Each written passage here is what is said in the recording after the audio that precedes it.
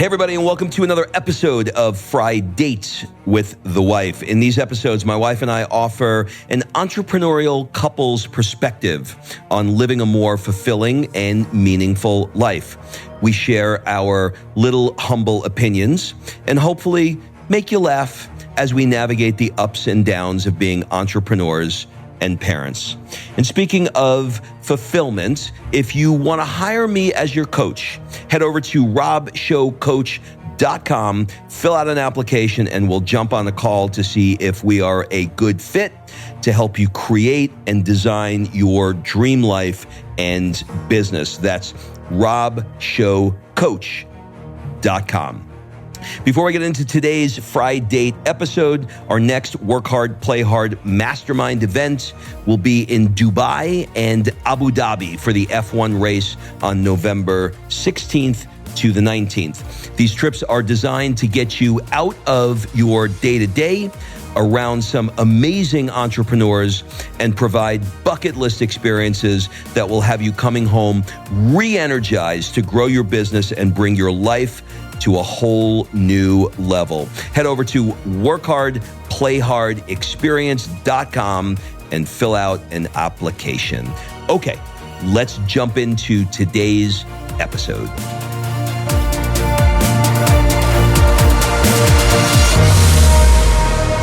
Kimberly Cappuccino Murgatroyd, how are you this morning? You are like, I thought you'd be more creative with a little hiatus, but that was pretty much what I was holding. You know what I was going to do? I was going to go for the Kimberly Happy New Year Murgatroyd, but that's so obvious. But it's obvious, number one, and number two, I never really know when these things launch.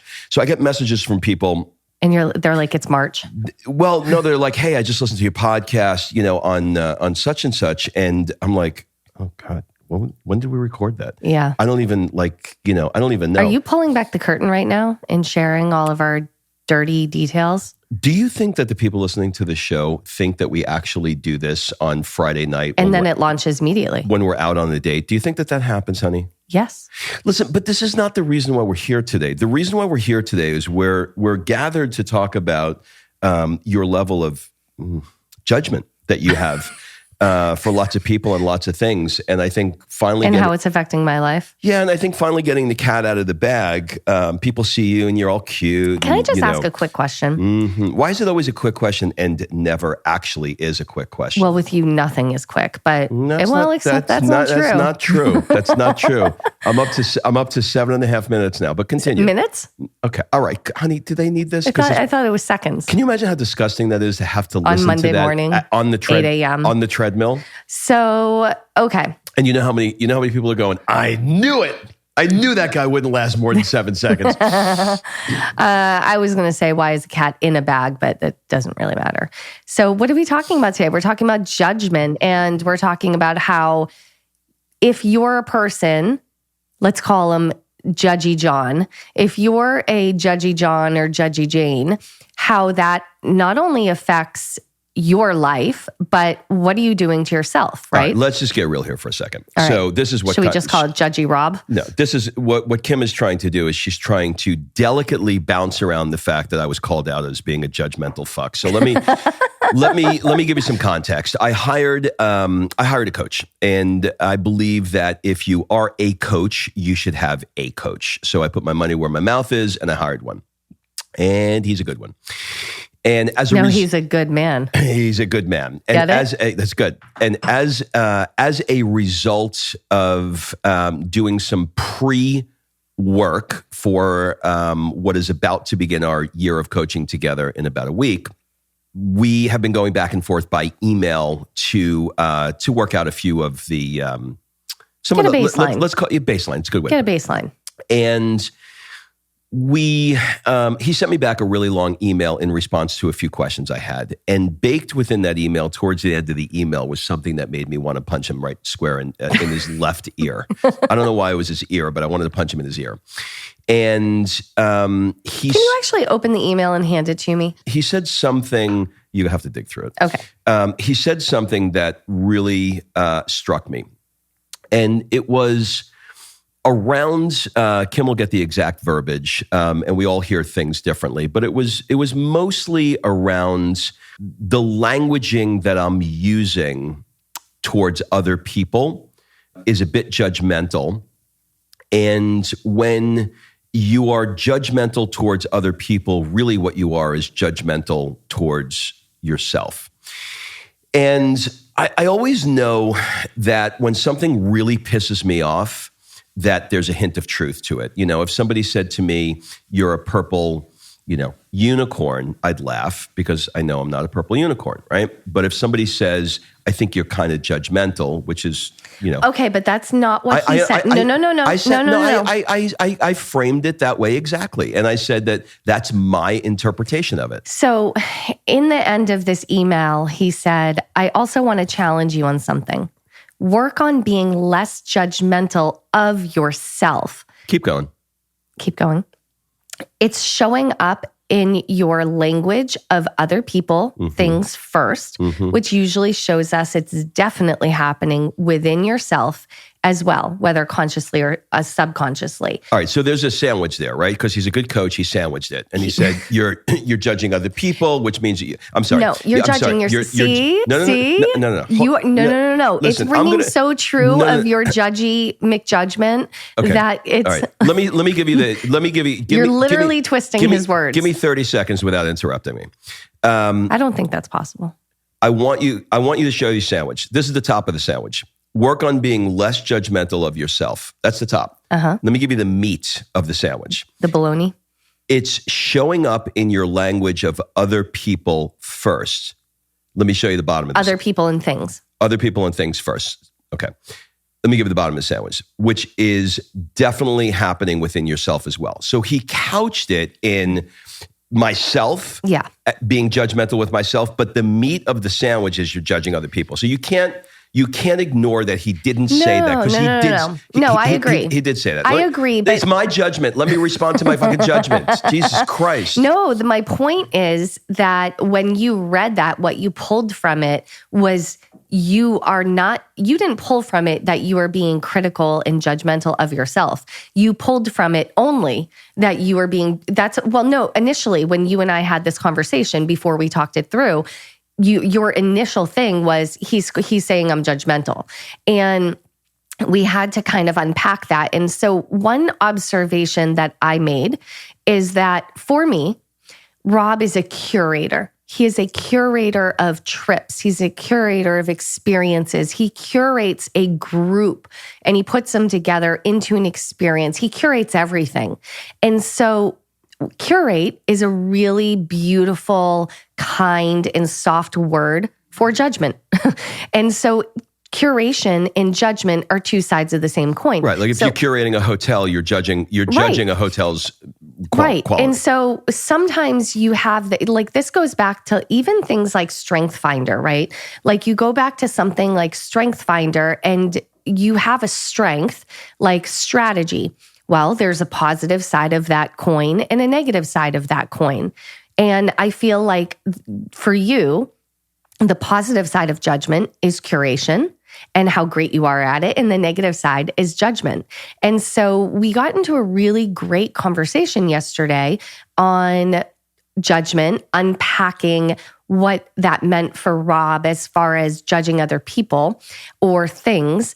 And when, look, at the end of the day, everybody is, another word, thin slicing, right? Everyone has a blink. Everybody has a judgment on the people that come into their life and whether or not they can see this vibe working out and being friends. And so whether it's a person or it's a thing or a book or whatever, we all make judgments all the time, not necessarily like a negative, horrible judgment that you should be judging yourself about your judgment. Wow, there's a lot of judging going on. I think we have to make judgment calls, right? People's like, it was a judgment call. You have to curate your friendships and you have to curate like who are the people you want in your lifeboat? Who are the people you want to do business with? Like you have to make judgments along the way. But I think what he was pointing out is an increase in judgments on things that are not actually going to serve you in any way, and that they're just more judgments to judge. Was that a lot of judgments? It was a lot of judgment. I think, yes, I think you're right that there's a curation piece, but I think beyond that, there's, if I'm being real about this whole thing, there's definitely an increase in judginess in my life. And I wish I can wrap this in a bow. And, like I've said before in the podcast, we usually talk about two things. One, we know what we're talking about, and the other one, we're working out live.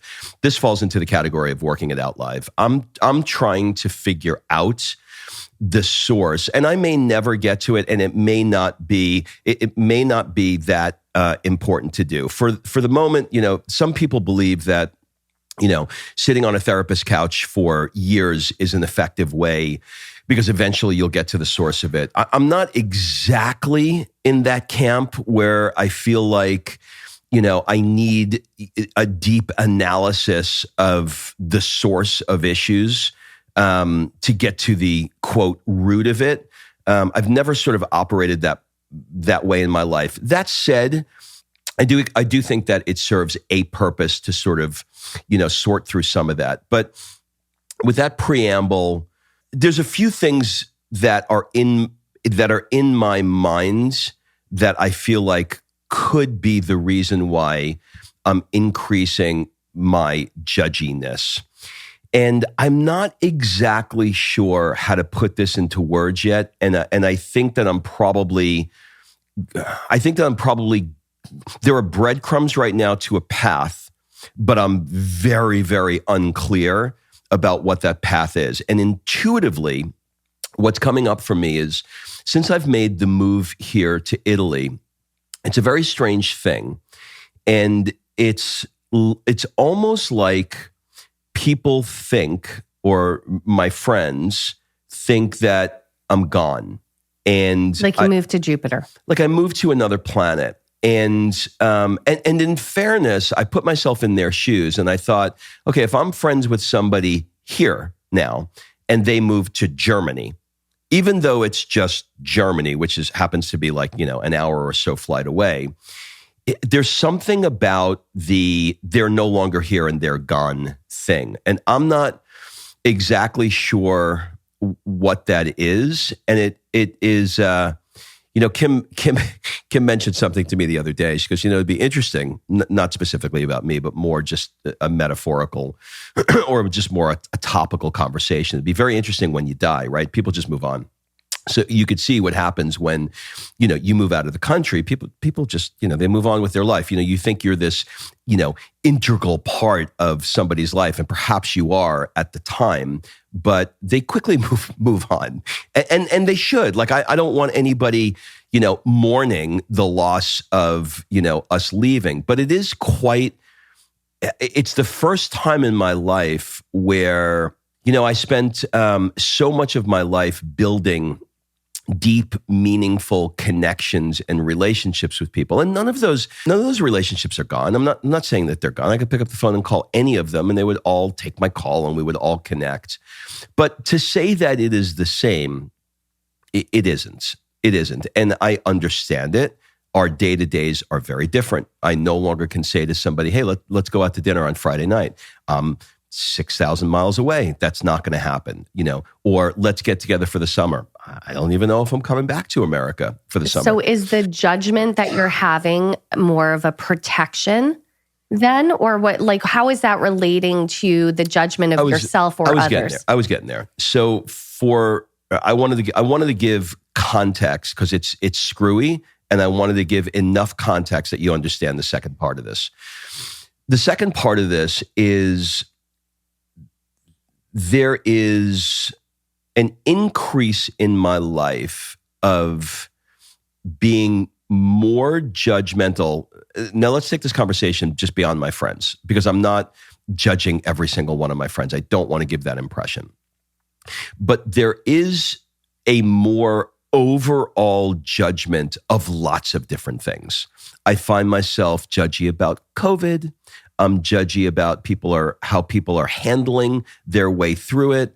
I'm judgy about the comparison of what I have here. Like when you step into this sort of like European lifestyle, there are parts of the lifestyle that just you are so absorbed in that feels so right. And when you see contrasting images of, I don't know, look at this new, a lot of material things, right? Look at this new car I got, or look at this new thing. And I find myself going like, but where are you living? Like you're showing me this flash that you're buying. Good for you. I'm so glad that you have it. But where is the lifestyle part? So there's lots of contrasting things that I'm having living here that I'm finding myself judging. And by the way, in no way am I proud of this. This is a personality flaw that I am trying to work through. Well, it's interesting because I think about this. For 55 years, you've lived in the US. And when you move to a different location, like I remember when I moved to the South from the North, I judged everything about the South. I was like, oh my God, like these people are so slow. Like pace of life is so slow. Everything is fried. Like I remember being in the South and just commenting on everything comparatively to the North. And I remember one day someone went, if you like the North so much, why don't you go back? And I was like, holy shit, I'm being really judgmental about the South. And I remember feeling those I mean, look, I was stating fact. I wasn't wrong, but I was being highly critical of the place that I was choosing to live in comparison to where I came from. And I think that you can't help yourself when you've lived so long in one place and all of a sudden something completely flips, to have that contrast, because one, you're working it out yourself. And I think judging is in critiquing and creating contrast and understanding it is a way of processing the differences, one. But two, and this is something that's interesting because when you're living a type of lifestyle, like we moved here to live in complete fulfillment. We knew the Wi-Fi wouldn't be strong enough. We knew that things were going to be different, and we were welcoming of those changes because we needed them. And we were choosing to step into a life of massive fulfillment over a plethora of collecting things. And that's what we chose. But just because we're choosing that doesn't mean that we're judging everybody else in the world for not doing that. And I think that's where I almost feel like there's a part of you that maybe you're so deep in a life of fulfillment that you're looking at lives that you're making a judgment and saying that's not a life of fulfillment, and you're assigning that to them without knowing, and saying, if you only knew what this felt like, you would give that up. And I think there's a part of you that is wanting to inspire people to obviously create more fulfillment in their lives. That's what you do.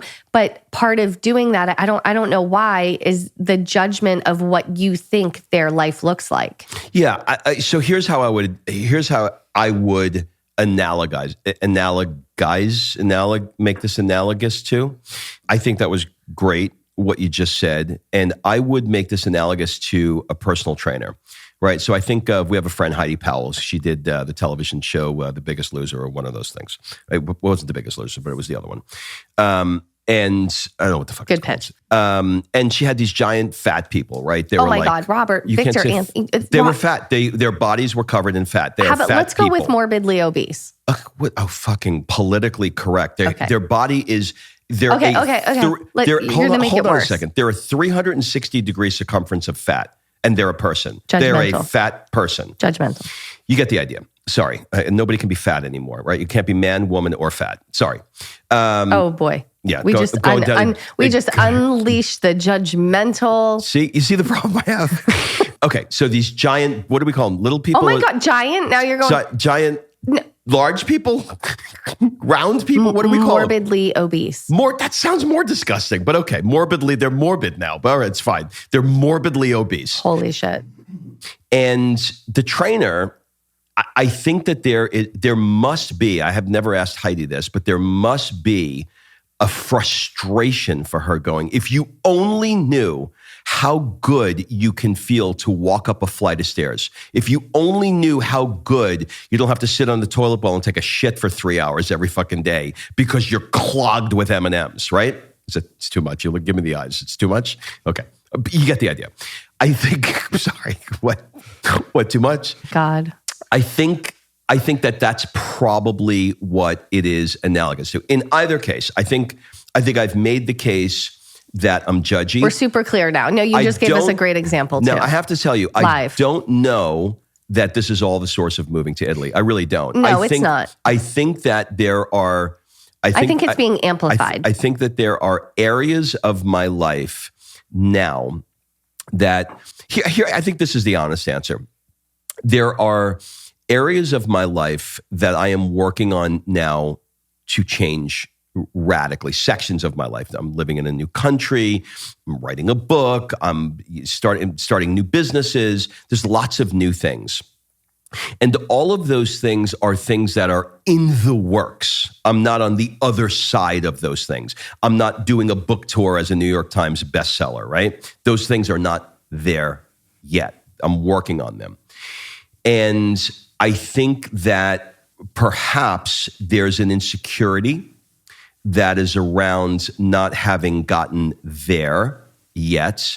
And that insecurity may make me judgier of people who have gotten there. So I think that's one slice of it. I don't think that's all of it. It's a mirror. I think it's a mirror. It's a mirror, and your insecurity needs a protection to protect the eagle. The ego. The eagle. I gotta protect the eagle for sure. You gotta protect the eagle. I just grabbed my crotch and I made her blush. You gotta protect the eagle. So you gotta protect the ego. So you're creating a judginess around that to protect yourself. But so this is about the outward judginess, right? But that's not what the first line of his sentence was. It was judging yourself. And so how is this? So would it be fair to say that the people that you are judging are probably making you feel an emotion of insecurity, lack, feeling less than, or it feels like it's minimizing your achievement. And so you're going old school 6th grade and you're just calling them out on something to make yourself feel a little bit better. It could be. And I think, because really all the judgment is about you, but you can't vocalize that because that would make you feel even worse. So you're bringing it about them. Yes. So back full circle to your original point. I gave you the example of the sandwich and how he couched it, but really the bigger issue is that I am judging myself. That's really his point. But I want, look, here's the thing. When it comes to coaching, when you hire a coach, especially when you hire a high level coach, they're not fucking cheap. And you're spending a lot of money. And part of the magic of spending a lot of money on a coach is that you want to show up because you're like, what the fuck am I spending all this money for if I'm not going to show up and play? And so even though I knew I had a visceral reaction to it, I knew even deeper that because I had a visceral reaction to this, that there was truth here. So circling back to my judgment of myself, I am absolutely judging myself and harshly. So there's two things that I want to do moving forward in this year. And I don't know exactly, again, like I've mentioned, I don't know the source of the judgment. I'm not entirely sure that matters. But there's two things that I want to release. One is judgment of myself, and two is judgment of others. And it shows up in micro judgments. I was scanning today through Instagram and I saw a post and I had a little reaction to the post. And the reaction I had is this particular guy had said something that he was no longer going to do. And then I saw the next post that he did, and it was precisely what he said he was no longer going to do. And I went, well, why the fuck are you coming out saying that you're no longer doing this? And then your next post was exactly the same. And then I went to myself, why the fuck do you give a shit? Why are you so fucking judgmental of this person? And so what my coach did was he turned the lights on, and I see the cockroaches running around the room right now. And once the lights are on and you scroll Instagram and it triggers the judgment, you go, oh, I'm doing it again. I'm doing it again. So my little technique that I'm beginning to use when I feel it is to send them as much love and energy as I can and say to myself, they are on their fucking journey. Stay out of it.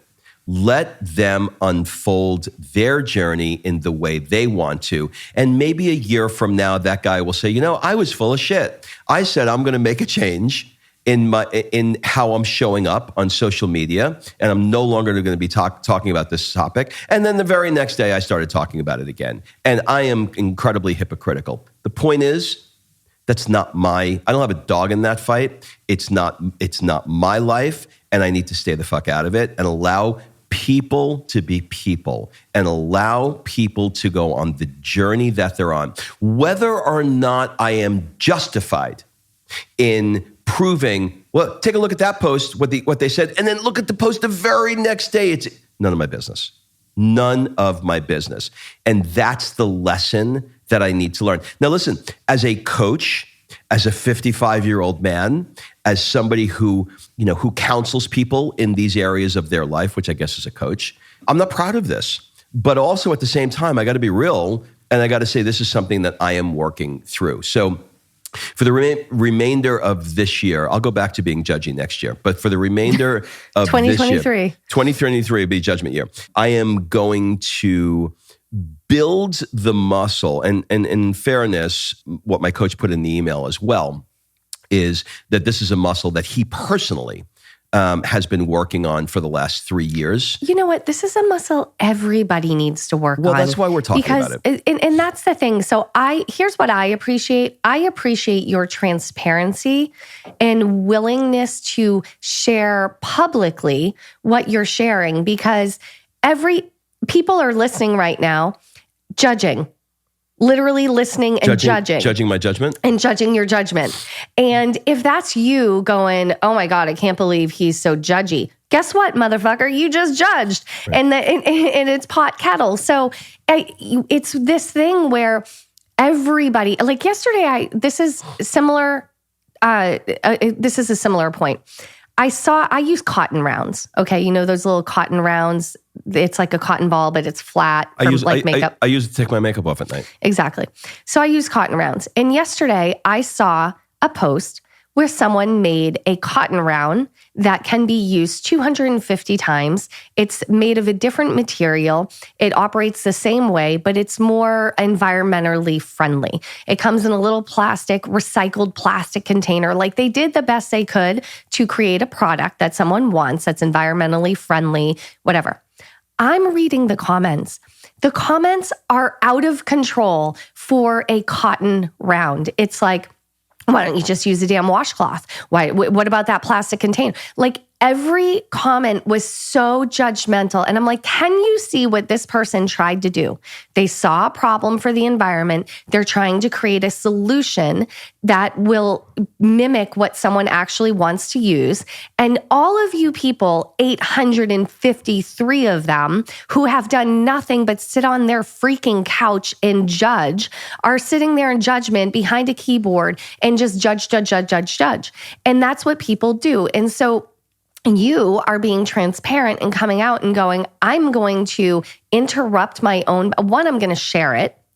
Two, I'm going to interrupt my own pattern. And I know there's people listening to this podcast. They're sitting there in judgment of your judgment, which is the irony of the whole thing. So our intention of putting this out today is to make you turn the lights on.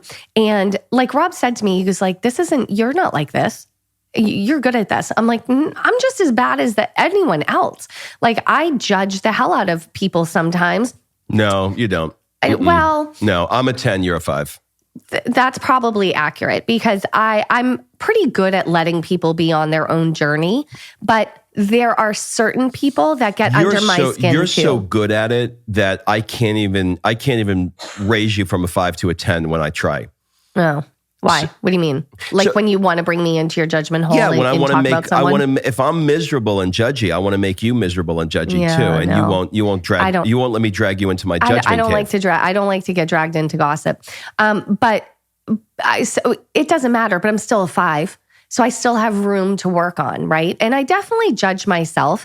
And, comparison is the thief of joy. So what is judgment, right? You're judging other people to protect yourself from your own feeling of insecurity and lack. And that is what everybody does. I have a really good friend who gets paralyzed by her own judgment of herself and consequently is the most judgmental person of other people too. And I literally, to the point that I sit there and I go, I wonder what you really think about me, because she's so judgmental about all kinds of areas of everybody's life.